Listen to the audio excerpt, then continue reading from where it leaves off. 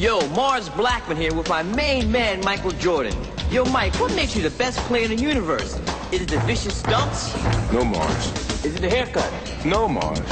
Is it the shoes? No, Mars. Is it the extra long shorts? No, Mars. It's the shoes then, right? Nah.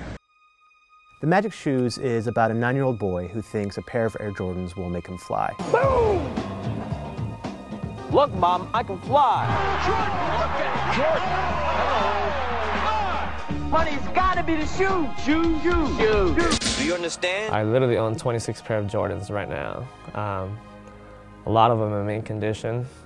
Those are some of my Jordans. I really did think that these shoes had some kind of power that other shoes didn't. On September 15th, Nike created a revolutionary new basketball shoe. On October 18th, the NBA threw them out of the game. Fortunately, the NBA can't stop you from wearing them.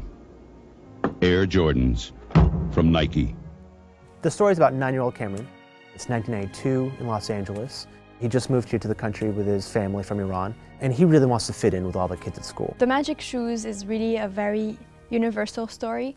Everyone at some point in their lives felt like an outsider. Cameron comes to the schoolyard that is ruled by a kid named Sean. He has the Jordans, he has the cool shoes, and Cameron wants to be like this kid. But Sean feels like this new foreign kid doesn't have what it takes to play basketball on these courts. And Cameron feels left out.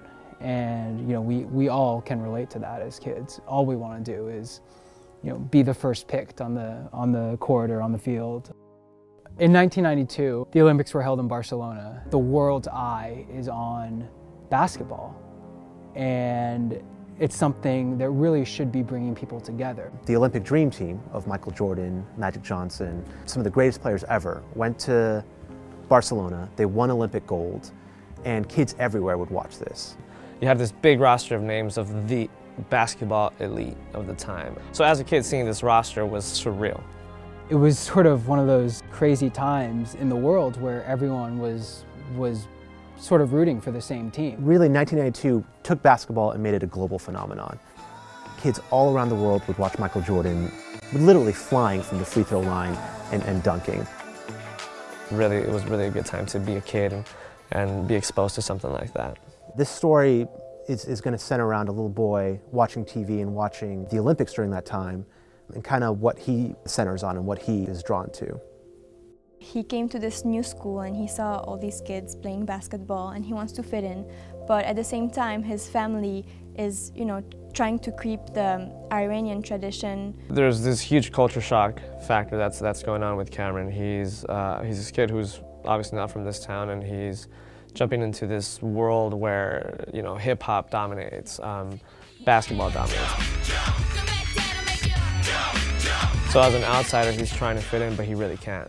And it's really a story about how really what you want as a kid is just to fit in, and how hard that can be for an outsider. I think a Persian family, Iranian family, coming to America and trying to make it in Los Angeles, you know, in a time in 1992 when racial tensions were already very high, they had to struggle a lot. And you know, this is a time when the attitude, American attitude towards the Middle East, and in particular Iran, was not great. You know, it was during the first Gulf War, or right after the first Gulf War.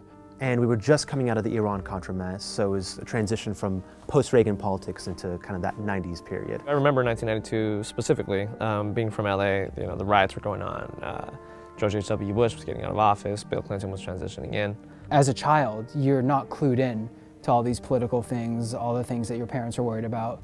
What you really care about is being accepted by your friends and being accepted in school. And for Cameron, this comes in the form of being accepted on the basketball court. When you hear period piece, you think, you know, 1950s, 1920s, and it's weird doing a period piece about the 90s because we lived it. You know, the film does a great job of incorporating that sense of wonder that we all felt in the early 90s. It focuses on Cameron's point of view, and when you're little, you see the world in a different way. So everything should kind of be surreal and dreamlike, but at the same time grounded and real, because the world he's living in is a very scary and tough world. But all he sees is high-flying dunks and what Nike and Air Jordan kind of promise you.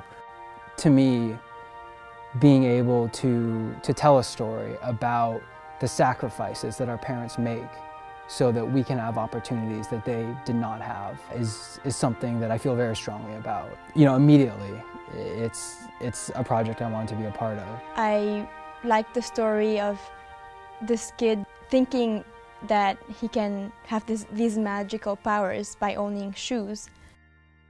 You sure it's not the shoes? I'm sure, Mars. What about the shoes? No, Mars. Money, it's gotta be the shoes. It's gotta be the shoes. The shoes!